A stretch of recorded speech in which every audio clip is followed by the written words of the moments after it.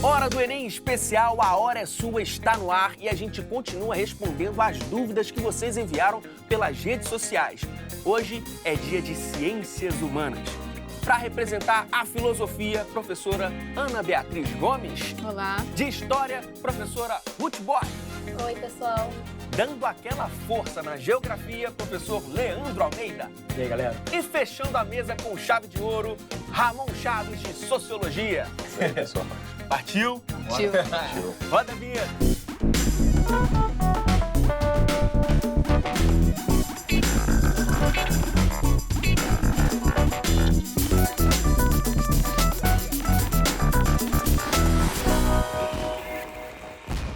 Já estamos no ar com mais Hora do Enem Especial, a hora é sua. Hoje a gente tira dúvidas de ciências humanas. A Amanda de Três Rios, alô Amanda, já esteve aqui no programa de matemática, mandou uma pergunta por WhatsApp.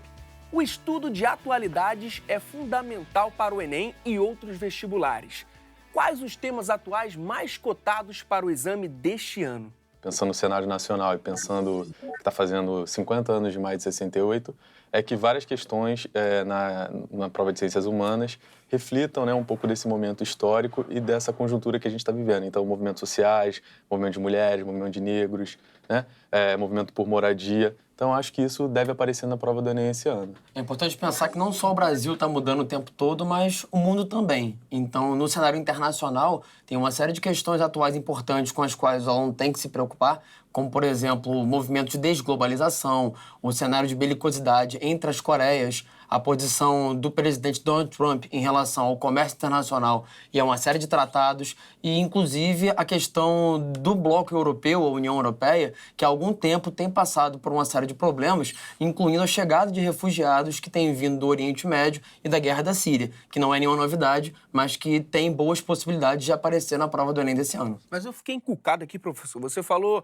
movimento de desglobalização? Como assim? A gente tem, há algum tempo, desde os anos 90, falado bastante sobre o movimento de globalização. Todo mundo sabe mais ou menos do que se trata e que diz respeito ao aumento dos fluxos internacionais, de capitais, de pessoas, de mercadorias e de informações. Só que nos últimos anos, e principalmente desde a crise internacional que atingiu primeiro os Estados Unidos e que se espalhou para o resto do mundo, no final dos anos 2000, houve um aumento de um movimento contrário, que é um movimento de fechamento de fronteiras, de diminuição de fluxos econômicos, de tentativa de barrar movimentos migratórios, e alguns exemplos desse processo que tem sido recentemente chamado de desglobalização são justamente a tentativa do Reino Unido de sair da União Europeia, o aumento das barreiras antimigratórias, o aumento na construção de um muro que já existe, mas que deve aumentar de tamanho, na fronteira entre os Estados Unidos e o México, e uma série de outras medidas que têm acontecido em vários países, principalmente desenvolvidos, que têm levado ao fortalecimento de partidos de extrema-direita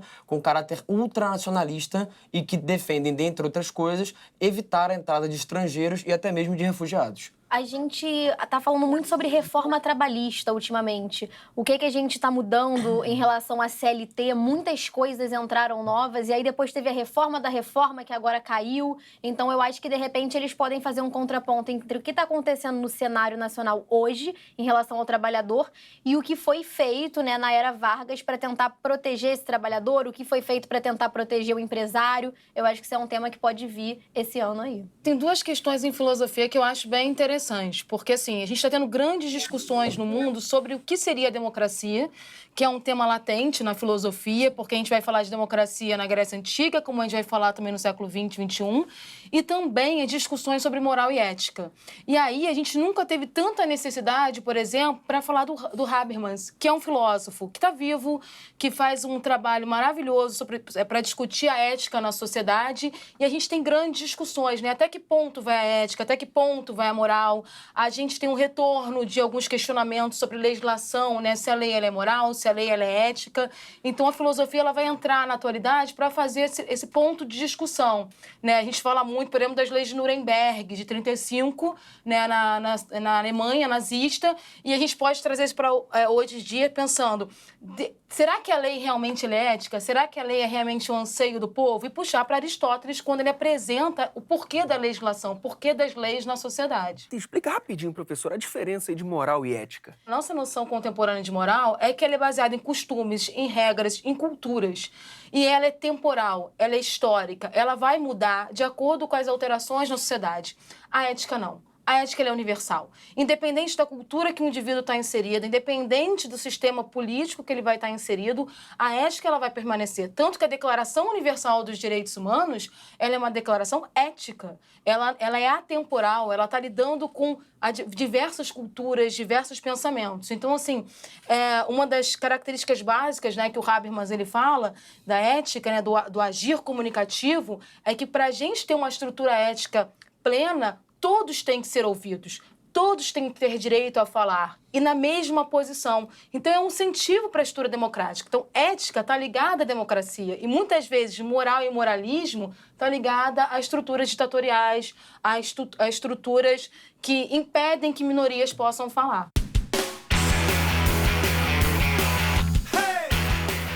A Amanda mandou mais uma pergunta e é para o professor Leandro. Quais são os assuntos mais importantes de geografia física abordados no Enem? É uma área muito ampla dos conhecimentos geográficos e isso faz com que você possa ter questões no Enem que cobram desde geologia, relevos, solos, mas também outras que falem de clima, de vegetação, de hidrografia e de impactos ambientais. E esse é um assunto muito importante para que os alunos se preparem e tenham uma boa nota no Enem, porque o tempo todo o vestibular e o Enem cobram questões de meio ambiente e impactos ambientais. Mas para isso é importante saber também como é que funciona a dinâmica climática no território brasileiro, de que maneira os climas de várias áreas do Brasil são diferentes e como é que isso influencia na diferença dos tipos de bioma, dos tipos de solo e nas próprias condições hidrográficas. Entender também que a hidrografia e o conjunto de águas são fundamentais para o desenvolvimento de cidades, de agricultura, da atividade industrial, são outros pontos para que ele possa fazer essa correlação entre a natureza, a sociedade, ou seja, entre o espaço geográfico e a atuação humana. E agora temos uma dúvida lá de Belém do Pará, do Jonas Diniz, e é sobre história. Queria saber sobre uma das teorias que envolve o descobrimento do Brasil, que fala sobre o Duarte Pacheco Pereira, que esteve na América por volta de 1494, antes do Pedrão. Eu tô colocando até Pedrão ali, né? Pedrão, é. O debate, na verdade, ele é muito maior do que se foi Pedro Álvares Cabral que descobriu o Brasil ou se foi Duarte Pacheco. Na verdade, o debate está no que é descobrimento. Por exemplo, fazendo uma relação aí com biologia, lá longe, a gente não diz que a gente descobriu uma nova espécie? Ela já existia, ela estava ali, mas a gente diz que descobriu. Então, a ideia é essa. Duarte Pacheco, quando ele está aqui na América, ele não sabia onde ele estava. Ele não tinha a ideia de que ele tinha descoberto a América, de que ele tinha descoberto o Brasil, de que ele tinha chegado nessa área. Então, quem efetivamente descobriu aí, entre aspas, né, então, o Brasil, é Pedro Álvares Cabral. Agora vem cá, uma dúvida minha. O que essa época aí do descobrimento, do achamento do Brasil tem a ver, assim, conversa com a sociologia ou a filosofia? Essa temática conversa bastante porque ela remete a uma discussão central na sociologia, que são os grupos étnicos, os povos nativos, né? E a relação que se estabeleceu a partir de um processo histórico entre europeus, né, e esses grupos que, enfim, se convencionam chamar de povos indígenas. Quer dizer, isso é especialmente importante porque a partir desse evento histórico, a gente pode discutir essa relação entre colonizador e colonizado e perceber também como é que uma perspectiva etnocêntrica, tá certo? Um olhar para o outro centrado em si mesmo, pode produzir e legitimar ações de saqueamento, né, de espoliação e até mesmo de extermínio. Isso é especialmente importante porque no momento atual no Brasil, essa questão sobre a demarcação de terras indígenas está aí na agenda principal, né? Porque você tem uma disputa em torno do território com o avanço do agronegócio. Isso tem a ver com etnocentrismo? Sem dúvida, né? Essas visões, né, que tomam o outro como menor, como inferior, como primitivo, são visões etnocêntricas, porque elas universalizam o seu particular. Então, a sua perspectiva de mundo, os seus valores, a sua cultura passa a ser lida como a métrica, né, a régua, né, para medir a cultura dos outros.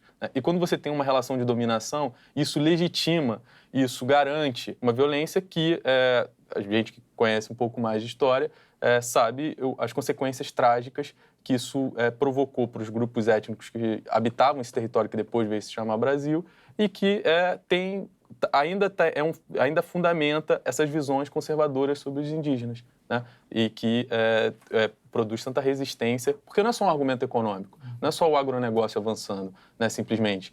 Tem um argumento, tem uma visão sociológica, uma visão de homem, do outro, de cultura, que legitima esse tipo de prática. Acho que tem duas questões importantes. Primeiro são as relações de poder mesmo, que o século XX vai trabalhar bastante isso na filosofia, principalmente com Foucault, né? Quer dizer, a questão da dominação mesmo do outro, como é que você faz esse processo de dominação.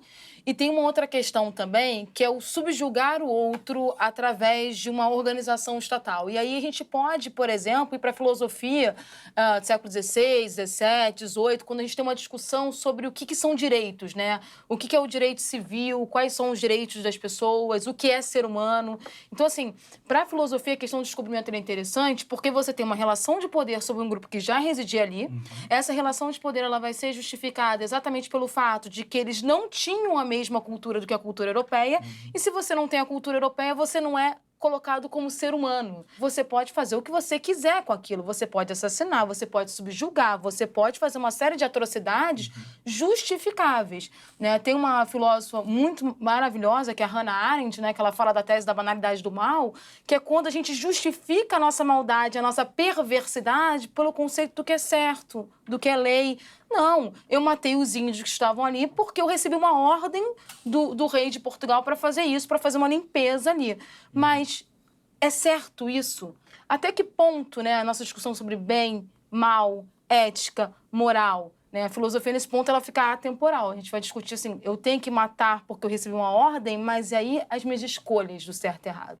Se o Brasil hoje está na chamada Divisão Internacional do Trabalho, posicionado como um país que vende predominantemente produtos de baixo valor agregado, de baixo potencial tecnológico, o que faz com que ganhemos pouco dinheiro ou menos dinheiro do que poderíamos ganhar, isso sem dúvida tem a ver com a maneira como fomos colonizados. E essa colonização influenciou também uma série de outros aspectos, como o próprio povoamento, porque se você para observar aonde está a população brasileira hoje e percebe que ela é predominantemente litorânea, isso muito tem a ver com a forma e com a estrutura de colonização realizada pelos portugueses. A produção agrícola brasileira, que por muito tempo se manteve baseada numa agricultura de plantation, com estrutura de monoculturas, grandes propriedades, mão de obra escrava e voltada para o exterior, também é uma consequência desse processo de colonização. Hoje, a gente está mergulhando nas ciências humanas. E a gente volta com uma pergunta minha. Professor, 30 anos de Constituição, pode cair alguma coisa de sociologia? Possível, principalmente quando a gente está discutindo a questão da cidadania, né? A Constituição de 88 é conhecida como uma Constituição cidadã. É uma tradição do Enem, questões relacionadas à cidadania, participação política, participação social. Todo o processo anterior, né, da Constituinte, todos os movimentos em torno da luta política ali pela disputa em torno do que seria ou não aprovado na Constituição. O melhor exemplo é a reforma sanitária, né, que vai desembocar no que depois se torna o SUS, né? Essa é uma pauta central, participação social, cidadania. Então, a Constituição de 88 remete muito a essas discussões, né?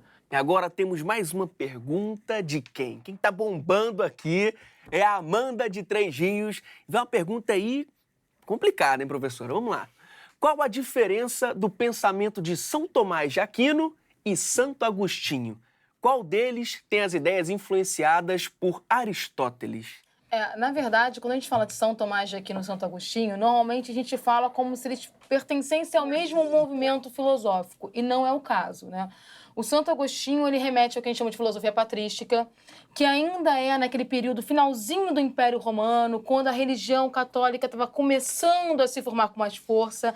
A gente costuma dizer que é a base filosófica da estrutura cristã, né? Se hoje em dia você tem a religião cristã é tão forte no mundo, principalmente no Ocidente, é por causa dessa base filosófica.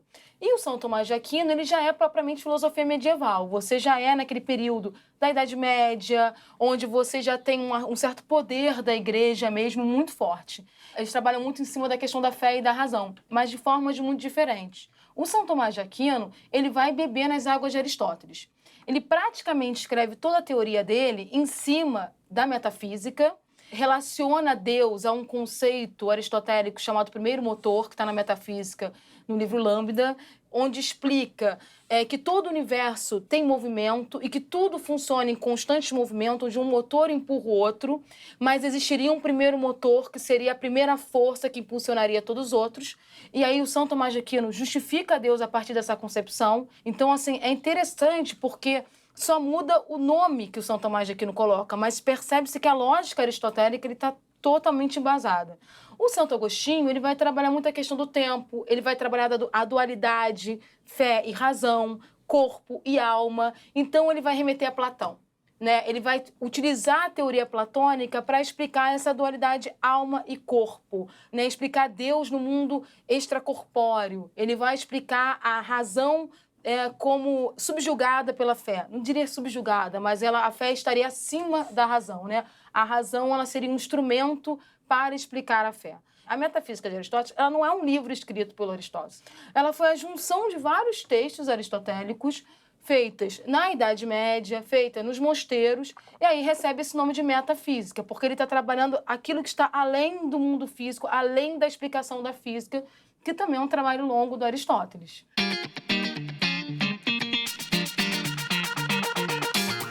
O tema ditadura levanta muitas questões. Em 64, por exemplo, foi só militar ou foi civil também? Durante muito tempo na história, a gente trabalhou com a denominação ditadura militar brasileira. E hoje a gente toma um cuidado maior para a gente falar ditadura civil-militar brasileira. A ditadura, ela precisa de uma base de sustentação. Eu não posso chegar amanhã, resolver dar um golpe de Estado e me tornar presidenta do Brasil, né? Porque eu não tenho apoio popular, vocês iam precisar todos me apoiar. Então, todo mundo apoia a ditadura? Não. Claro que tinham pessoas contrárias à ditadura.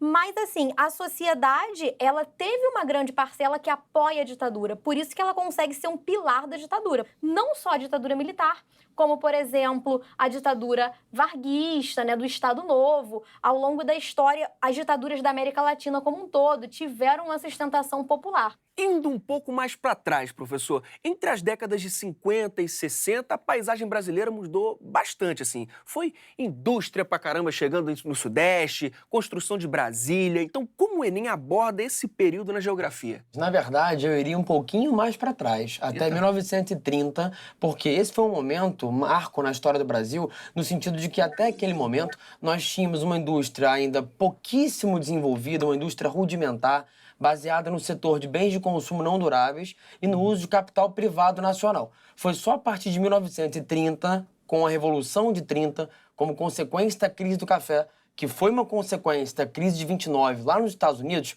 que Getúlio Vargas, ao chegar no poder, transforma a economia brasileira no sentido de tentar fazer com que nós deixemos de ser apenas um país agroexportador para que nos transformássemos num país de fato industrializado. Então foi a partir de 1930, primeiro com o governo Getúlio Vargas, que o Brasil teve um impulso na sua política oficial de substituição de importações. E isso incluiu uma forte participação do Estado como agente interventor e construtor de uma série de indústrias estatais, chamadas de indústrias de base ou de bens de produção. Mais à frente, já nos anos 50 e nos anos 60, um outro presidente que foi muito importante nesse processo foi Juscelino Kubitschek, que manteve, em parte, algumas das características já implementadas anteriormente pelo Vargas, no sentido de continuar utilizando muito capital estatal, muito dinheiro público e de participar ativamente na economia, na construção de infraestruturas e de indústrias de base. E a diferença que nesse governo houve em relação ao anterior é que houve uma relativa abertura econômica para a entrada de capital estrangeiro e para a entrada de empresas multinacionais, principalmente de setores os quais gastam muito capital e demandam de muita tecnologia que não tínhamos naquele momento. A exemplo da indústria automobilística e da indústria farmacêutica. Portanto, o governo Vargas, a partir dos anos 30, e o governo Juscelino, já entre o final dos anos 50 e começo dos anos 60, ficaram marcados por dar um impulso para a indústria brasileira e por realizarem o início da nossa política de substituição de importações, que seria mais à frente prosseguida pelo governo militar. Porque se a ditadura militar mudou bastante ao cenário político do país, no que diz respeito aos aspectos econômicos e ao desenvolvimento dos investimentos públicos, a mudança não foi tão brusca assim.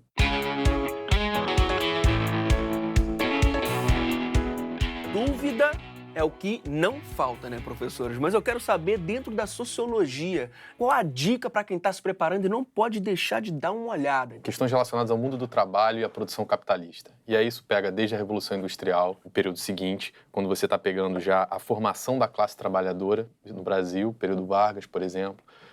Questões relacionadas à transformação na produção, reestruturação produtiva, flexibilidade no trabalho, né?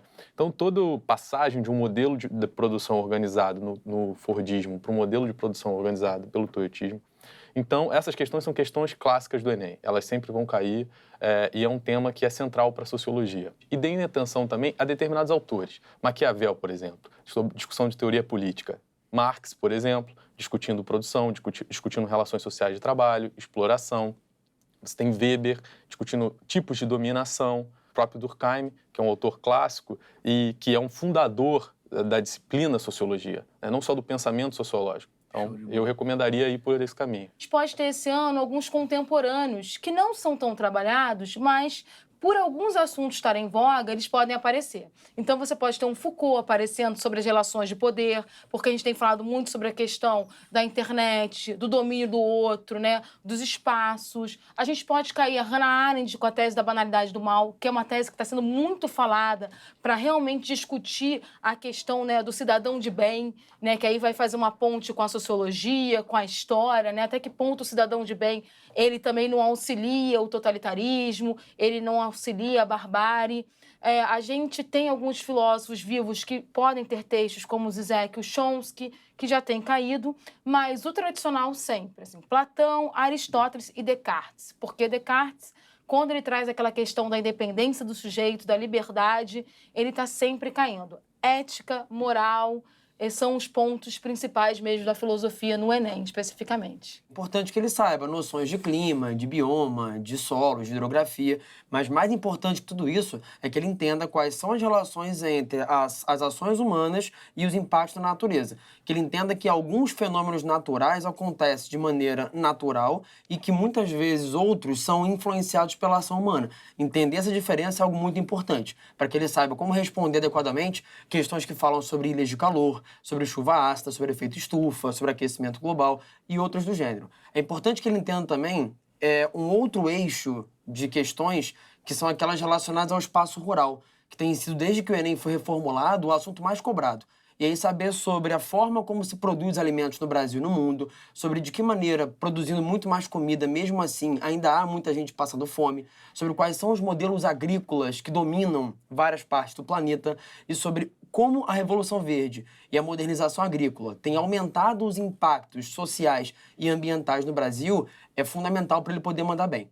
Um terceiro grupo de questões vai estar relacionado ao assunto espaço urbano. E aí é importante que ele saiba que o Enem tem se tornado, nos últimos 2 anos, um pouco mais específico no sentido de cobrar o conhecimento de terminologias como o que é uma metrópole, o que é uma megacidade, o que é uma cidade global. E um quarto e último grupo de questões, que é a discussão em relação à indústria e ao mundo do trabalho. Então, entender quais são os principais modelos de produção industrial e quais são as diferenças entre o taylorismo, o fordismo e o toyotismo e de que forma isso gerou uma série de impactos para o trabalhador nas fábricas, incluindo o aumento do desemprego, seja ele conjuntural ou estrutural, são questões importantes para que ele possa ter uma boa nota no Enem. História, eu acho que 2 eixos temáticos muito importantes é a transição do segundo reinado ali do Brasil Imperial para o período da República. É uma transição que parece muito drástica, né? A gente muda o nosso modelo de governo, mas a sociedade não muda tanto, a gente não tem grandes mudanças sociais e a população vai sentindo isso com o decorrer do tempo. Até hoje, a gente tem bancada ruralista no poder, muitos grandes latifundiários na política, então isso é uma coisa que vem desde o segundo reinado. Outro tema muito interessante que está pautado no que a gente viu um pouquinho hoje são esses governos autoritários, ditatoriais, totalitários, que o Enem vem cobrando muito esse pensamento crítico do aluno, né? De entender se teve participação civil ou se não teve, como se deu essa participação civil, quanto não foi de influência desse totalitarismo ou quanto é do pensamento popular, das pessoas pensando por si mesmas. São temas que eu acho que vão vir esse ano no Enem. Professor Leandro, valeu mesmo, professora Ana, professora Ruth, muito obrigado, professor Ramon, valeu mesmo, viu?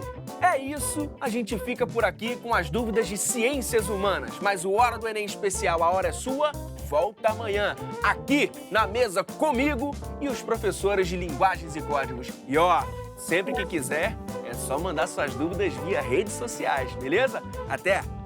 Beija a camisa aqui, ó. Sempre a mãozinha assim. É, o ombrinho aqui, ó.